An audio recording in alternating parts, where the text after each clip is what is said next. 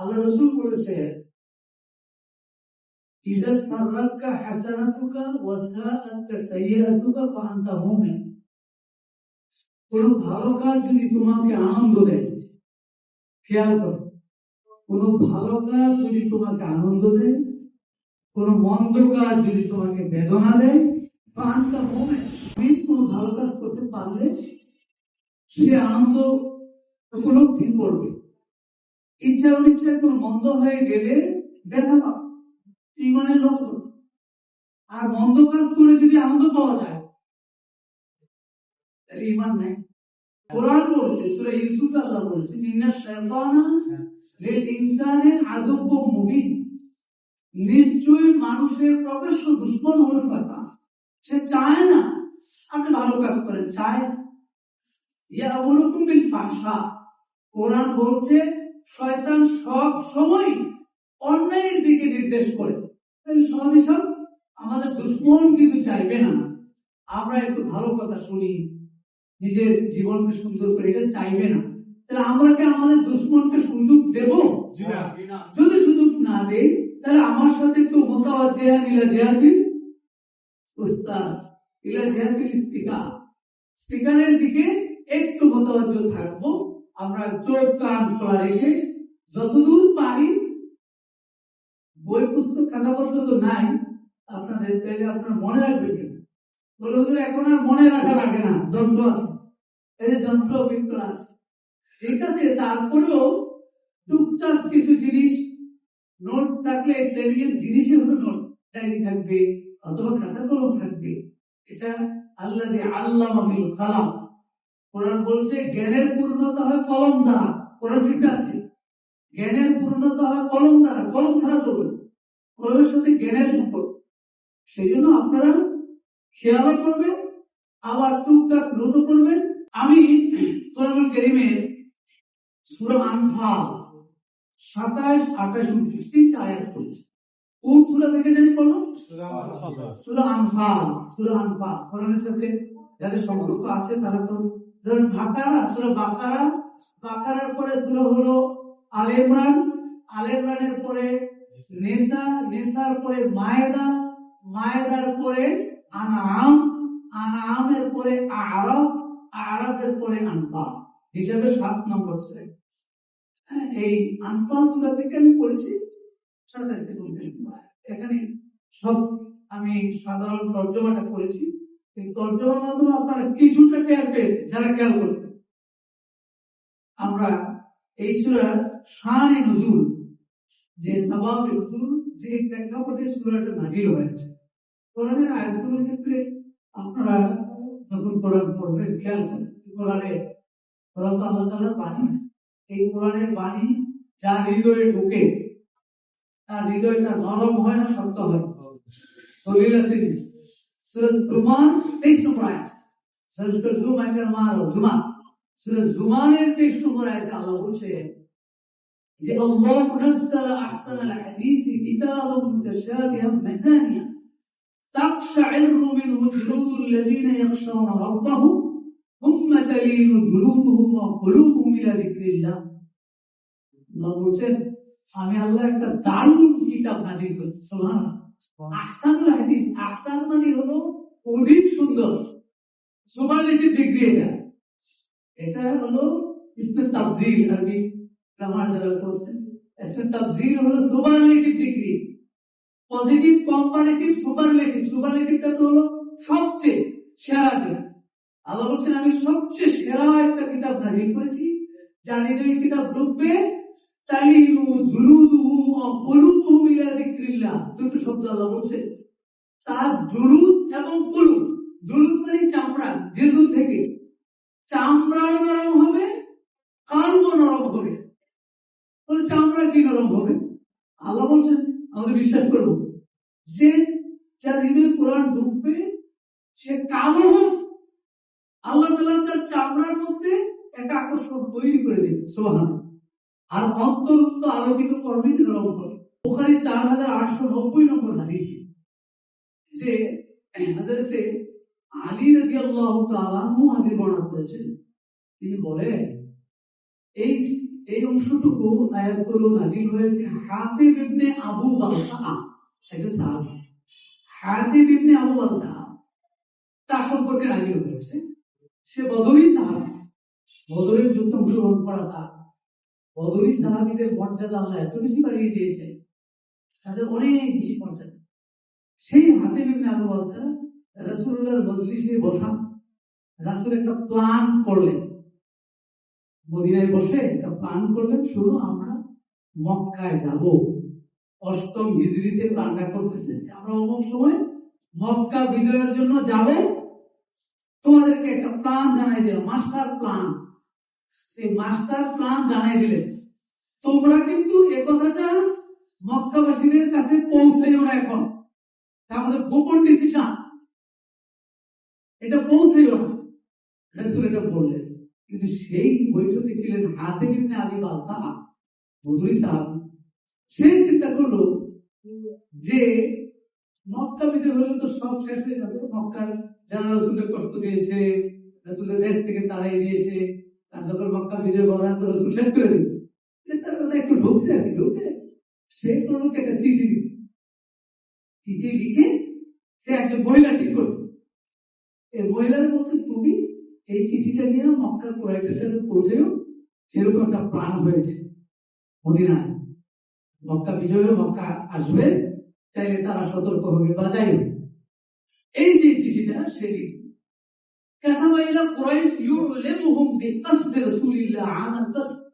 মক্কা বিজয়ের ব্যাপারে সে ওই চিঠিতে জানাই দিল কাফেরদেরকে যে রাসূলুল্লাহ কিন্তু এভাবে একটা প্ল্যান নিয়েছে।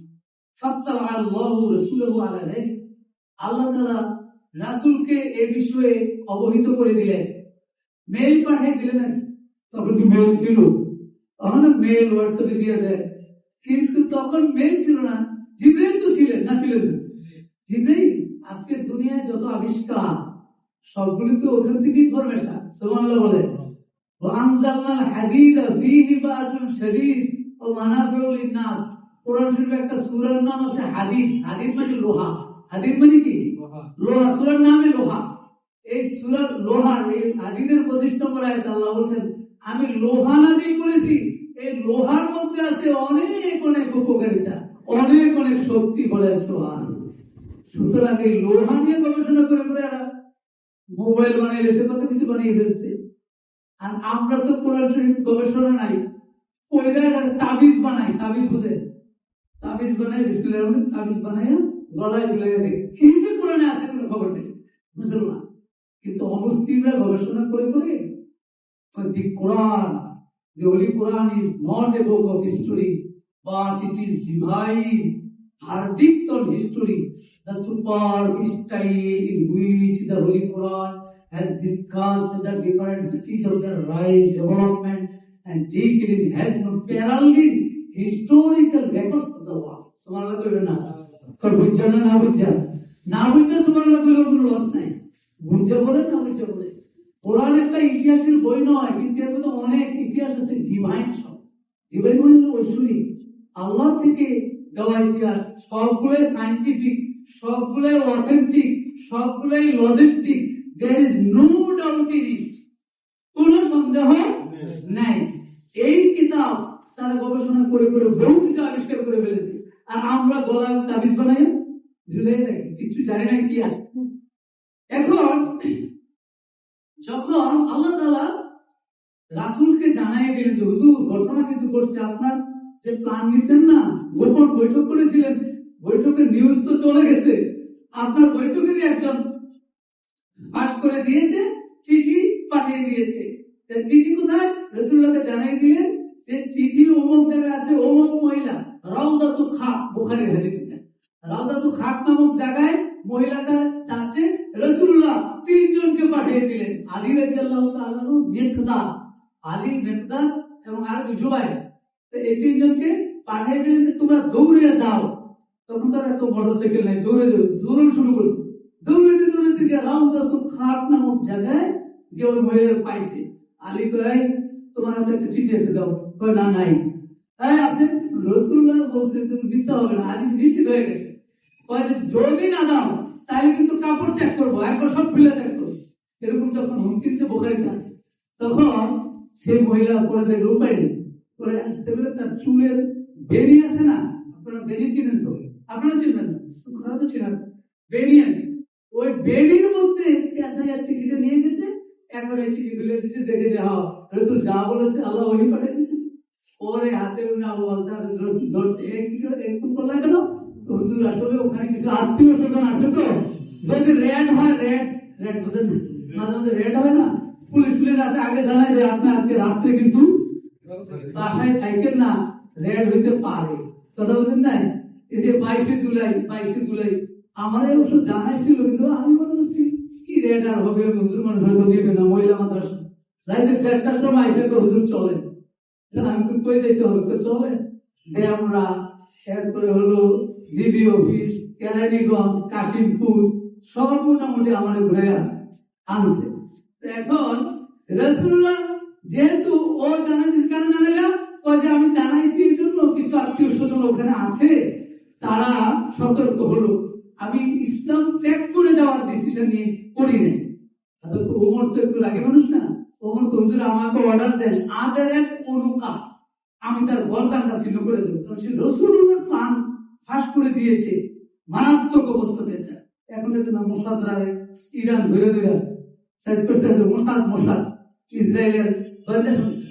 এখন রাসূল বলেন না ওমর এটা করো না, কারণ সে তো বদরি সাহাবীদের ব্যাপারে আল্লাহ নিজে বলেছেন ফালু মা শি'তু ইন্নী গাফারতু লাকুম, তোমরা যা পারো করো, তোমাদেরকে আমি ক্ষমা করে দিয়েছি। আর এক্সট্রা মর্যাদা। আর রাসূল জানলেন যে তার আসলে খেয়ালটা ছিল উল্টোটা, মানে সে ষড়যন্ত্রমূলক করে নাই, সতর্ক করছে, কিন্তু রাসূল এটাকে পছন্দ করেনি, আল্লাহ পছন্দ করেন। তার মানে হলো এই আল্লাহ এবং তার রাসূলের ডিসিশনকে বা গোপন কথাটাকে ফাঁস করে দেওয়াটা আমানতের খিয়ানত। এই জন্য আল্লাহ তাআলা সূরা আনফালের এই আয়াতগুলো নাযিল করে দিলেন। এটা হলো আয়াতুল শান। এরপর আমরা আয়াতে ঢুকে যাই, সরাসরি সমাজ পাবো। যেমন আল্লাহ শুরু করেছেন কি বলে, ইয়া আইয়ুহাল্লাযীনা আমানু, অর্থ করেন হে, একটু জানতে হবে না, সবই হুজুরে জানবে না, আপনারা কিন্তু আমার সাথে শেয়ার করবেন না। শেয়ারের ব্যবসা লাভ না লস, শেয়ারের ব্যবসায় লাভ লস দুইটি আছে, কিন্তু আল্লাহ যে শেয়ারের কথা বলছে আল্লাহ বলছেন তোমরা ভালো করে শেয়ার করো, এই শেয়ারে লাভ লস নাই, এই শেয়ারে কোনো লাভ নেই। আমরা আমার সাথে একটু শেয়ার করে দিই, ইয়া আইয়ুহাল্লাযীনা আমানু, এটার অর্থ অনেকে জানার কথা, হে ঈমানদার বলো। এখন হচ্ছে আমাদের যদি একটু হেল্প করেন তাহলে আমার ক্লাসটা জমবে, তাহলে আমাদের ওই দুশ্মন এই যে জানালা খোলা, কিন্তু দুশ্মন চলে আসবে, দুশ্মনের নাম কি শয়তান চলে আসবে, জানালা খোলা, জানালা দিয়ে চলে আসবে, জানালা বন্ধ করলে আসতে পারবে না, পারবে। রাসূলুল্লাহ বলেছে ইন্নাশ শাইতানা ইয়াজরিল ইনসান কামাজরাত দাম, জেনে রাখো শয়তান তোমাদের শরীরের রক্ত যেমন রগে রগে চলে, শয়তানও যতই গ্লাস দেয় হাই গ্লাস, তাও শয়তান আসবে। শয়তান দ্বারা আমরা সরাবো কিভাবে বলে, রাসূলুল্লাহ ট্রিটমেন্ট দিচ্ছেন তো, 250 এমজি ট্রিটমেন্ট, কত এমজি আপাতত 250 এমজি দেয়, আপনার তো এমজি বুঝার কথা, যেহেতু হাসপাতাল চাকরি করে 250 এমজি দিলাম, আমার কাছে 500 এমজিও আছে, 250 এমজি নিয়ে নেন, সবাই পড়েন লা হাওলা ওয়ালা কুওয়াতা ইল্লা বিল্লাহিল আলিয়্যিল আযীম। এটা হলো 250 এমজি। আপাতত গ্লাসের বাহিরে শয়তান আছে, আবার পাক পাইলে ঢুকবে, একটু সময় খেয়াল করবেন। আমার দিকে একটু থাকেন, সকালবেলা একটু হয়তো ঘুমাইতেন না, আপনার তো অফিস আগেই শুরু, ঘুমানোর তো কথা না, আর আমরা তো ফজরের পরে অফিস শুরু হয়েছে, সুতরাং আমরা ঘুমাইতে পারি না। তো আল্লাহ তাআলা কি শুরু করেন, ইয়া আইয়ুহাল্লাযীনা আমানু। কোরআনে আল্লাহ দুই ধরনের ডাক দেন, যেমন কোরআন পড়লে পাবেন ইয়া আইয়ুহান নাস, মাঝে মাঝে দেখবেন আছে না, হে মানব মণ্ডলী, এটা কমন সবাইকে ডাক দেন। আর যখন দেখবেন ইয়া আইয়ুহাল্লাযীনা আমানু, হে ঈমানদারগণ, আল্লাহর যারা ক্লোজ, এটা ঈমানদারদের। যেমন আপনি একদম অচেনা মানুষকে বলেন এ ভাই, চিনেন না, নাম জানেন না, অথবা বলেন এই রিকশা, নাম জানেন না, যখন আপনি আপনার কলিগকে জানেন এই আব্দুর রহমান ভাই নাম সহ, তাহলে সে ক্লোজ। আপনার সাথে যে পরিচিত। ইমানদাররা আল্লাহর কাছে বেশি পরিচিত, আল্লাহর ক্লোজ। কোরআন বলছে আল্লাহু ওয়ালিয়ুল লাযিনা আমানু, আল্লাহ মুমিনদের ওলি। ওলি বন্ধু, তাহলে আল্লাহ অভিভাবক, আল্লাহ হলো মুমিনদের অভিভাবক, মুমিনদের বন্ধু, মুমিনদের ক্লোজ। সেজন্য তিনি যখন ইয়া আইয়ুহাল্লাযিনা আমানু বলে ডাকবেন কোরআনে, মুমিনরা ঘুমাবে না, সজাগ থাকবে। সজাগ না ঘুম? দুই একজন কিন্তু এখন চোখ ছোট আছে, দুই একজন, আমি তো দেখি, আপনারা তো সব খেয়াল করেন না। হে ইমানদার বল, তাহলে আমাদের কারণে ডাক দিয়েছেন, আমরা একটু চোখ কান খোলা রাখি। লা তাখুনুল্লাহ ওয়ার রাসূল, তোমরা আল্লাহ এবং তার রাসূলের খিয়ানত করো না। আল্লাহ এবং তার রাসূলের খিয়ানত করো না। আল্লাহ এবং তার রাসূলের খিয়ানত কি করব? আল্লাহ তাআলা আমাদের কাছে কি এমন আমানত রেখেছেন যেটাকে খিয়ানত করতে নিষেধ করে দিলেন? আল্লাহ আমাদের কাছে অনেক কিছু আমানত রেখেছেন। তাফসীরে ইবনে কাসিরে হযরত আব্দুল্লাহ ইবনে আব্বাস রাদিয়াল্লাহু তাআলা এই আয়াতের ব্যাখ্যা তিনি বলেন, এই আয়াতে যে খিয়ানতের কথা আল্লাহ বলেন কেন না করার জন্য, আল আমানা আল আ'মাল আল্লাতী ইতামানা আল্লাহু আলাইহা আল ইবাদ, ইয়ানি আল ফারিদা, আল্লাহর পক্ষ থেকে বান্দার জন্য আমানতগুলি হলো যত ফরজ আছে, আল্লাহর পক্ষ থেকে দেওয়া যত বিধান বান্দার উপরে দেওয়া আছে সবগুলোই আমানত। এই আমানতগুলি যদি পালন না করে তাহলে সে খিয়ানতকারী হয়ে যায়। আচ্ছা, আল্লাহ যত ফরজ আমাদেরকে দিয়েছে, অনেক ফরজ, আবশ্যকীয় কাজ, তার মধ্যে অন্যতম একটি কাজ হলো সালাত। অন্যতম কাজ কি? সালাত মানে নামাজ। এটা আল্লাহ তাআলার পক্ষ থেকে অনেকগুলো আমানতের মধ্যে এটা। এবং সেই যে আমানতটা, হাদিস শরীফে হচ্ছে আবু হুরায়রা হাদিস বর্ণনা করেছেন, ইন্না আউওয়ালা মা ইউহাসাবু বিহিল আবদু ইয়াওমাল কিয়ামাতি মিন আমালিহি সালাতুহু। আল্লাহ রাসূল বলেন, বান্দাকে আল্লাহ তাআলা তার দেওয়া সকল আমানতের মধ্য থেকে প্রথম যে প্রশ্নটা করবেন সেটি হলো সালাত, নামাজ। তাহলে এটা একটা আমানত। তো বান্দা যদি এই আমানতটা অর্থাৎ সালাতটা না করে সে আল্লাহ রাসূলের খিয়ানত করে, তাহলে আল্লাহ রাসূলের খিয়ানত করলে কোন বান্দার শান্তি হবে? আল্লাহ রাসূলের খিয়ানত করা যাবে না। তার মানে হলো আল্লাহ যত বিধান আমার উপরে দিয়েছেন সেগুলি খিয়ানত করা যাবে না। তো অন্যতম হলো সালাত, একটাই বললাম আছে। এরপরে হযরত সুদ্দী ইমাম সুদ্দী রাহমাতুল্লাহ আলাইহি বিশিষ্ট মুফাসসির, তিনি বলেন, এতে আল্লাহ তাআলা বলেছেন, কানু ইয়াসমাউনা মিনান নবী আল হাদিস ফায়াফশাউনাহু হাত্তা ইয়াবলুগা আল মুশরিকিন। কিছু লোক ছিল রাসূলের মদিনায়, রাসূলের মাজলিসে বসতো, ওয়াজ শুনতো, যে কথাটা শুধু তাদের জন্য ঠিক, ওরা এইটাকে নিয়ে মুশরিকদের কাছে পৌঁছে দিত। রাসূল বলছেন, এটা কিন্তু তোমাদের জন্য বলেছে। এরকম আমরা অনেক সময় বলি না, এটা আপনাদের জন্য বলছি, এটা আপনার কাছে বলেন না, এরকম বলি। হ্যাঁ, গিয়ে আবার 5 জনের কাছে কয় আপনারাই কইছি, এটা কারো কাছে কই না। হ্যাঁ, আবার আরেকজনে কয় আপনারা বললাম, এটা কিন্তু কারো কাছে কইতে কিন্তু সবাই শুনে ফেলে। এই সমস্ত লোকদের এটাকে খিয়ানত বলা হচ্ছে। এই জন্য আল্লাহ নিষেধ করেছেন তোমরা আল্লাহ রাসূলের খিয়ানত করো। তাফসীর রুহুল মানিতে আল্লাহ রাসূলের বা আল্লাহ প্রদত্ত যে আমানতগুলো আছে, এই আমানতের মধ্যে অন্যতম তিনি বলেছেন আ'দাউল জাসাদ। একটা মানুষের দেহের মধ্যে যতগুলি অঙ্গ আছে প্রত্যেকটি এক একটি আমানত আল্লাহর পক্ষ থেকে, সেই আমানতের খেয়ানত করা যাবে। মানুষকে অনেক সুন্দর করে সৃষ্টি করেছে আল্লাযী ফাআদালা ফি আই সূরাতিন মা শাআ রাক্কাবা। আল্লাহ বলছেন, আমি তোমাকে যেটা যেখানে দেওয়ার কথা সেখানে দিয়ে ব্যালেন্স করে সৃষ্টি করেছি। বান্দা এত সুন্দর সৃষ্টি এই পৃথিবীতে আর নাই। সুবহানাল্লাহ। নাক এখানে আল্লাযী খালাকাকা ফাসাওয়াকা ফাআদালাকা, যিনি সৃষ্টি করেছেন তোমাকে, ব্যালেন্স করেছেন, সমান করেছেন। সেকেন্ড, নাক দিয়েছেন এখানে, মুখ দিয়েছেন এখানে, চোখ দিয়েছেন এখানে, খানাটা নিয়ে নাকের হল নাক ওকে নিয়ে ফাহারুকে দিয়া দিলেন মুখে, সুবহানাল্লাহ। এখন নাক যদি এখানে বগলের নিচে দেয় তো আপনি খানা দিয়া বক এর এখানে জিজ্ঞাসা করবেন মুখে নিয়ে, হ্যাঁ ওকে, এরপর দিবেন মুখে। আর সবটা যদি বগলের নিচে দিয়ে দিত তো সব বগলের নিচে যদি দিত তো এভাবে করে তো আপনার অন্ধকার হয়ে যাবে। তো এই সারাদিন এই কথা সারাদিন সুবহানাল্লাহ কয় না, আল্লাহু আকবার বলে না। আল্লাহ বলছেন ফিকির করার জন্য, ফিকির করতে বলেছেন, যে ফিকির করতে বলেছেন। তার মানে হলো আদাউল জাসাদ, দেহের অঙ্গটা নিয়ে যদি কোনো বান্দা শুধু চিন্তা করে, আল্লাহকে চিনতে তার কষ্ট হবে না, আল্লাহকে চিনতে তার কষ্ট হবে না, সে অটোমেটিক্যালি আল্লাহকে চিনবে। আপনি দেখেন জিহ্বা, এই জিহ্বাটা যদি আপনি না মানেন আল্লাহ বলতে পারবেননি, কোন কথা বলতে পারবেন জিহ্বা ছাড়া? চেষ্টা আল্লাহ বলেন, জিহ্বা লাগবেন না, আল্লাহ বলেন হবে, কিন্তু আল্লাহ জিহ্বা লাগবে। জিহ্বা আল্লাহ একটা বিরাট নাম, এটা একটা গোস্তের টুকরা নাম। এই গোস্তের টুকরা আপনি যদি খানা নিয়ে দেন, জিহ্বা বলবে মিষ্টি, জিহ্বা বলবে টক বলবে, কিন্তু এই খানাটা এখানে দেন, এটা তো গোস্তের টুকরা, এখানে দেন খানাটা এখানে লাগান, টক মিষ্টি বলবে বলবে না।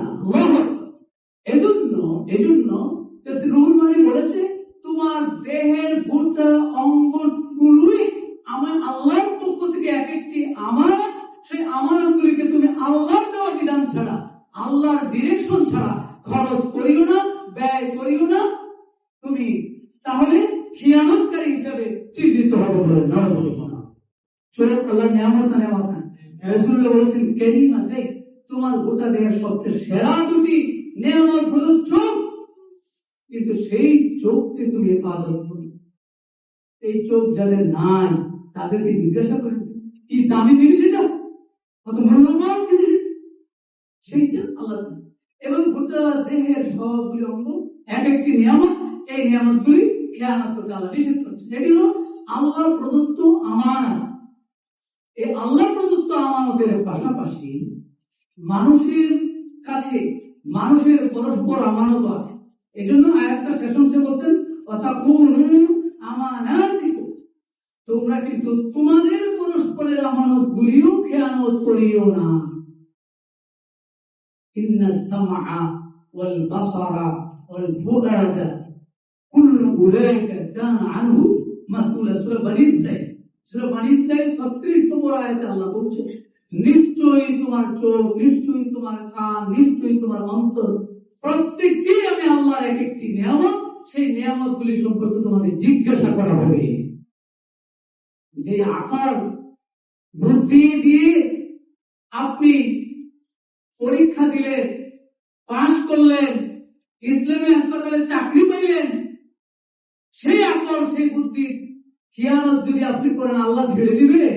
আল্লাহ ছেড়ে দিবে না। কত মানুষ বুদ্ধিহীন হয়ে রাস্তার ফুটপাতে পড়ে আছে, আপনার মতো আমার মতো। আবার এই বুদ্ধিটা দিয়া, এই হাতটা দিয়ে পরীক্ষা দিয়ে 1 লাখ টাকা বেতন পায়, আসবে না নাই? 2 লাখ টাকা পায় বাংলাদেশে নাই, আছে আরো বেশি তো পাবে। তার মানে কি? এই মেধা, আল্লাহ প্রদত্ত মেধা, এক একটি আমানত, এক একটি এই আমানতের জ্ঞান করা যাবে। পরস্পরের মধ্যে যে আমানত গুলো আছে সেই আমানত রক্ষা করতে হবে। যদি আমরা পরস্পরের আমানত খেয়ানত করি তাহলে গুনাহগার হবে না, তাহলে গুনাহগার হবে। কারণ যেমন দেখেন রাসূলুল্লাহ বলেছেন বুখারী হাদিস, আল্লাহ রাসূল বলেন আরবাউ মান কুননা ফীহি কানা মুনাফিকান খালিসান ইযা তুমিনা খানা ওয়া ইযা হাদাসা কাযাবা ওয়া ইযা ওয়াদারা খাসা ওয়া ইযা ওয়াদারা ওয়া ইযা আহাদা ওয়াদারা ওয়া ইযা খাসামা ফাজার। বুখারী মুসলিম দুই জায়গায় হাদিস আছে। রাসূল বলেন 4টা গুণ যদি কারোর মধ্যে পাওয়া যায় সে খালেস মুনাফিক হবে। কি মুনাফিক? মুনাফিক কি হবে? খালেস। সাধারণত আমরা মুমিনের ক্ষেত্রে এটা বলি খালেস মুমিন, খালেস ইমানদার, কিন্তু রাসূল এখানে মুনাফিকের ক্ষেত্রে বলছেন খালেস মুনাফিক, টাটকা মুনাফিক, নির্ভেজাল, কোনো ভেজাল নাই। কি? আমানত রাখলেই খেয়ানত করে, কথা বললে মিথ্যা বলে, ঝগড়া লাগলে অশ্লীল কথা বলে, প্রতিশ্রুতি দিলে ভঙ্গ করে। এই বৈশিষ্ট্যের লোক বাংলাদেশে আছে না নাই? অভাব নাই, অভাব নাই। কিন্তু আমরা এই গুণের বৈশিষ্ট্য আমরা আমানত যতটুকু আমরা পারি, আমাদের কাছে যতটুকু আমানত আছে সবটাই আমরা মেনটেন করার চেষ্টা করব। এটা হলো আল্লাহ আমাদের পরস্পরের আমানত। এখন আপনার কাছে কিছু টাকা রেখেছে, অর্থ রেখেছে, আমানত বিশ্বাস করে রেখেছে, বিশ্বাস করছে যে হুজুর মানুষ, যেহেতু হুজুর মানুষ দাড়ি টুপি আছে, টুপি আছে, দাড়িও বড় মোটামুটি বড়, হুজুরের কাছে রাখলে আবার সংগঠন করে তাহলে মনে হয় আমারটা ঠিক থাকবে। কোরআন বলছে সূরা বাকারা 283 নম্বর আয়াত আল্লাহ বলছে, ফাইন আমেনা বা'দুকুম বা'দান ফালইউআদ্দিল্লাযী তুমিনা আমানাতাহু ওয়ালিয়াত্তাকিল্লাহা রাব্বাহু। আল্লাহ বলে, তোমাদের কেউ যখন তোমাকে বিশ্বাস করে আস্থা রেখে তোমার কাছে কিছু আমানত রাখে, তখন তুমি তার আমানতটা যথাযথভাবে আদায় করো। সুবহানাল্লাহ। বিশ্বাস করে রেখেছে, মানুষের সবার প্রতি তো সবার আস্থা হয় না। ঠিক আছে, উনি বলছে বিশ্বাস করে ওনার কাছে অর্থটা রাখছে, বলছে আপনার ফ্ল্যাট বানিয়ে দেবো, কি বলে না, ফ্ল্যাট ব্যবসা করে না নাকি, পুরো বিল্ডিং বানিয়ে দেয় 30 জন 40 জন মিলে, একজন বা 5 জন হলো, এটা ডাইরেক্টর এরকম মিলে দিল, সবাই টাকা দিল, ঠিক আছে আপনি বানিয়ে দেন।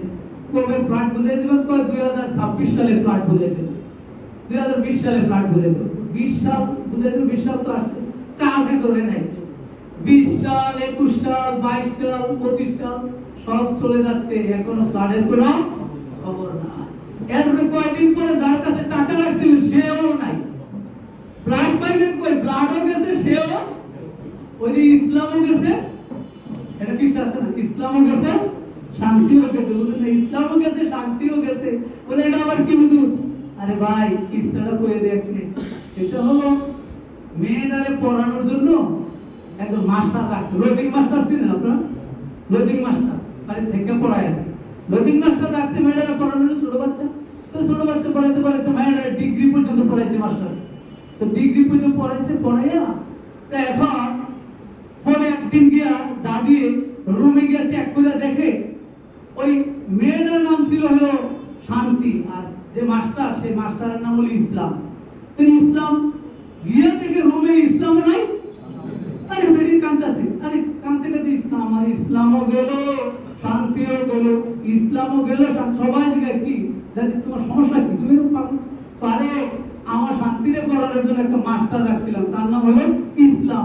পড়াইতে পড়াইতে মাশাআল্লাহ আমার নাতিনদারে ডিগ্রি পর্যন্ত পড়াইছে, পড়াইয়া কালকে গিয়ে তার ঘরে ইসলামও নাই, ইসলামের ঘরে ইসলাম নাকি পায় না, ধরে গেছে শান্তি করো, শান্তির ঘরে যে শান্তিও, ইসলামও গেল, ফ্ল্যাটও গেল, টাকাও গেল, যার কাছে বিশ্বাস করে দিয়েছিল সেও। আল্লাহ বলছেন সূরা বাকারা 283, ফাইন আমেনা বা'দুকুম বা'দান ফালিউআদ্দিল্লাযী তুমিনা আমানাতাহু ওয়ালিয়াত্তাকিল্লাহা রাব্বাহু।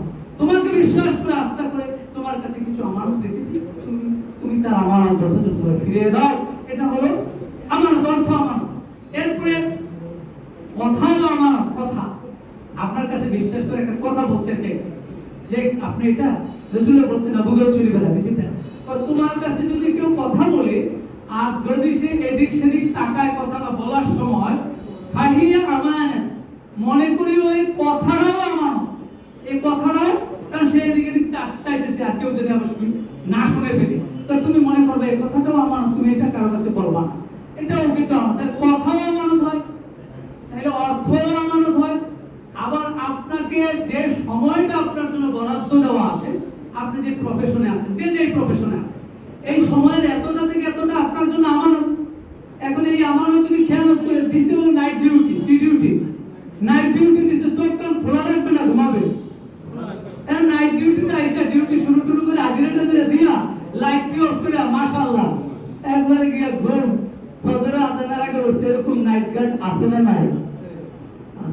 আপনাদের হাসপাতালে হয়তো নাই, অন্য জায়গায় এরকম নাইট গার্ড কিন্তু আছে, নাইট ডিউটি কিন্তু ঘুমায়, এখানে ঘুমানোর জন্য কিন্তু নাইট ডিউটি নেই, এটা আপনাকে দেওয়া হয়। আপনি মনে করতেছেন শুধু নামাজ পড়াই ইবাদত, না না, শুধু নামাজ পড়াই ইবাদত না, নামাজের পরে রিজিক তালাশ করা ইবাদত। দেখবেন সূরা জুমা 10 নম্বর আয়াতে আল্লাহ বলেছেন, ফাইদা কুদিয়াতিস সালাতু ফান্তাশিরু ফিল আরদি ওয়াবতাগু মিন ফাদলিল্লাহ ওয়াযকুরুল্লাহ কাসীরান লাআল্লাকুম তুফলিহুন। আল্লাহ যখন তোমরা জমিনে ছড়িয়ে পড়ো, আল্লাহর রিজিক তালাশ করো আর আল্লাহকে বেশি বেশি স্মরণ করো, তাহলে নামাজ পড়াটা ইবাদত, রিজিক তালাশ করার ইবাদত হবে না? কারণ নামাজ পড়তেও আল্লাহ বললেন, আবার বের হয়ে যেতে আল্লাহ বললেন। নামাজ পড়া মসজিদে একবারে অফিস টাইম 7টায় শুরু, উনি জিকির আজকার করতে করতে 7:30 বাজাইছে, আছে না নাই? হবে না, আল্লাহ নিষেধ করেছে। আল্লাহ বলেন ফাইদা কুদিয়াতিস সালাত, নামাজ যখন তোমার শেষ হয় ফান্তাশিরু, বের হয়ে যাও, ফান্তাশিরু ফিল আরদ, জমিনে ছড়িয়ে পড়ো, ওয়াবতাগু মিন ফাদলিল্লাহ, আল্লাহর অনুগ্রহ তালাশ করো। তাফসীরের সব তাফসীরে আছে ফাদলিল্লাহ, এখানে আল্লাহর অনুগ্রহ বলতে হয় রিজকিল্লাহ, আল্লাহর রিজিক তালাশ করো। রিজিক তালাশ করতে আল্লাহ নির্দেশ দিয়েছেন। এবং আপনারা দেখবেন মসজিদ থেকে যখন বের হই, আমাদেরকে রাসূল একটা দোয়া শিখিয়েছে। দোয়া মনে আছে? আল্লাহুম্মা ইন্নী আসআলুকা মিন ফাদলিক, আল্লাহ আমি তো এখন নামাজ পড়লাম, তাহলে সব করলাম ইবাদত, এখন তো আমি বের হয়ে যাচ্ছি, আপনার কাছে আপনার ফজল চাই। ফজল মানে অনুগ্রহ চাই, দয়া চাই, রিজিক চাই। আল্লাহ তুমি আমার বাকি যে কাজটাকে ইবাদত বানাইয়া নিও। সুবহানাল্লাহ। আমা খালাকতুল জিন্না ওয়াল ইনসা ইল্লা লিয়াবুদুন, সূরা জারিয়াত 56 নম্বর আয়াত আল্লাহ বলছেন, আমি মানুষকে সৃষ্টি করি নাই, মানে নাফিয়া, মানে না, সৃষ্টি করি নাই। সৃষ্টি করছে না করে নাই? না, আল্লাহ তো করি নাই। ইল্লা আছে, সামনে ইল্লা আছে, ইল্লা মানে ব্যতীত, ইল্লা লিয়াবুদুন, তবে হ্যাঁ আমি সৃষ্টি করেছি একমাত্র আমার ইবাদতের জন্য। ইসলামী হাসপাতালে চাকরি করার জন্য আল্লাহ সৃষ্টি করছে? আয়াত তো বলে না, আয়াত বলে আমার ইবাদতের জন্য সৃষ্টি করেছে। আমরা যে চাকরি করি, আমি মাদ্রাসায় চাকরি করি, অমুক অমুক জায়গায় চাকরি করি, তা আল্লাহ তো বলছেন আমি সৃষ্টি করছি একমাত্র আমার ইবাদতের জন্য। এখন উপায় কি বলেন তো ভাই? হ্যাঁ, কি বলবেন? হ্যাঁ, প্রতিটা কাজ ইবাদত হবে। আপনি যে নামাজটা করে মসজিদ থেকে বের হলেন, বাসা থেকে বের হলেন, এসে আপনার যে প্রশাসনিক বা আপনার পেশাগত দায়িত্ব আছে, সেই দায়িত্ব যদি আপনি যথাযথভাবে ঠিকঠাক মতো পালন করেন, ইবাদত হয়ে যাবে। তো এটা ইবাদত হয়ে যাবে। মুমিনের সব কাজ ইবাদত। এজন্য আল্লাহ বলছেন নামাজ শেষ হলে তুমি যাও জমিনে ছড়িয়ে পড়ো, এটাও তোমার ইবাদত। এখন আপনার জন্য টাইম বরাদ্দ 9টা 5টা ডিউটি, কয়টা? 9টা। ডিউটিতে আসবেন হলে 11টা, 9টায় ডিউটি আসে বলছেন 11টায়, তাহলে কি আমানত হলো? আপনার দায়িত্ব পালন হলো? আল্লাহর নির্দেশ পালন হলো? হলো না। আমার টাইম শেষ, টাইম শেষ। 2 মিনিট পাওয়া যাবে কি? হ্যাঁ, 2 মিনিট পাওয়া যাবে? আচ্ছা, অনুমতি নিয়ে 2 মিনিট নিলাম। তাহলে যে টাইমে আপনার ডিউটি, 9টায় ডিউটি শুরু, 9টার পরে আসবেন না আগে? আপনারা কি আগে আসেন না পরে আসেন? আগে তো আসেন। আল্লাহ কবুল করে বলি আমি। তবে বাংলাদেশে আবার 9টার গাড়ি কয়টাতে আসে?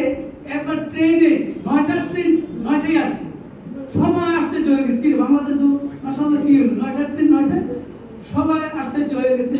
তো একজন কো স্যার এত খুশি হয়েছেন কেন?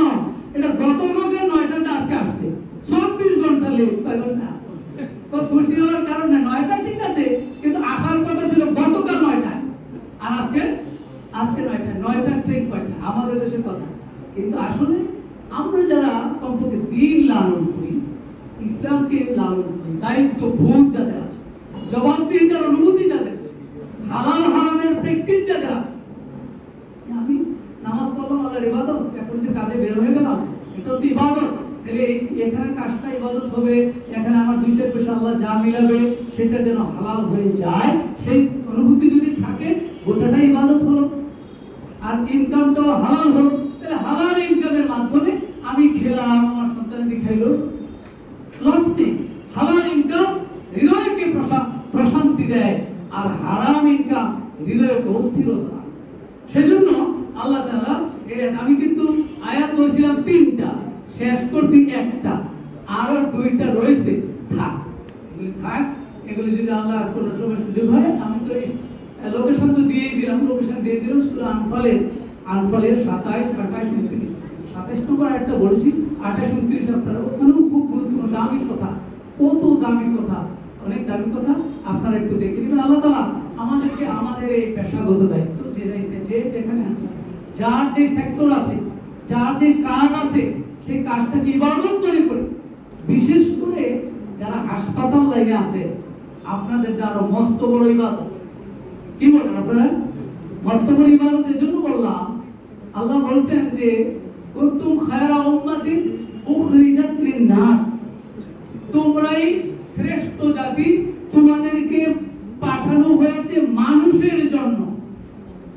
মানুষের জন্য আমাদেরকে পাঠায়, তার মানে মানুষ মানুষের জন্য, মানুষ মানুষের জন্য। দেখেন হাসপাতালে না এসে কেউ থাকতে পারেন। এই বাংলাদেশে যদি 18 কোটি মানুষ হয়, 18 কোটি কোন না কোনো সময় কোন না কোনো ভাবে হাসপাতালে আসতে হয়েছে, না হয় নাই। আমি একটা হিসাব করেছি, হুজুর আজকে যে বাচ্চা জন্ম নেয় সে তো হাসপাতালেই জন্ম নেয়, জন্ম হয় হাসপাতালে, তাহলে এদিকে শুরু। তাছাড়া সর্দিলেই দৌড় হাসপাতাল, আর কিছু পেলে হাসপাতাল। তার মানে ইচ্ছায় অনিচ্ছায় সকলেই হাসপাতালের সাথে রিলেটেড। সেই জায়গায় আপনারা আছেন, মানুষের উপকার করা আপনাদের জন্য অনেক সহজ। খায়রুন নাস মান ইয়ানফাউন নাস, রাসূল বলেন পৃথিবীর সেরা মানুষ সে যে মানুষকে উপকার করে। তাই আপনার একজন একটা দিল, ভাই এটা আমার কাম না, আপনি আর চলে যান। আপনি 30 সেকেন্ড সময় খরচ করলে তাকে একটা হেল্প করতে পারেন, হয়তো একটা পরামর্শ, একটা কথা 30 সেকেন্ড লাগবে।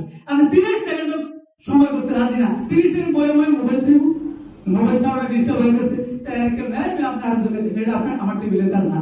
এরকম আমরা দিয়ে ফেলি খাবো, কিন্তু না, আমরা টেন্ডেন্সি থাকবে আমি খায়রুন নাস হতে চাই, সেরা মানুষ হতে চাই।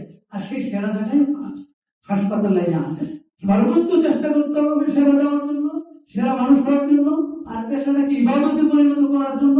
কোনোভাবেই যেন আমাদের পক্ষ থেকে খেয়ালত তৈরি না হয়। আল্লাহ রাব্বুল আলামিন আমাদেরকে পেশাগত দায়িত্ব যথাযথভাবে পালন করার তৌফিক দান করুন। আমিন। আসসালামু আলাইকুম ওয়া রাহমাতুল্লাহি ওয়া বারাকাতুহু।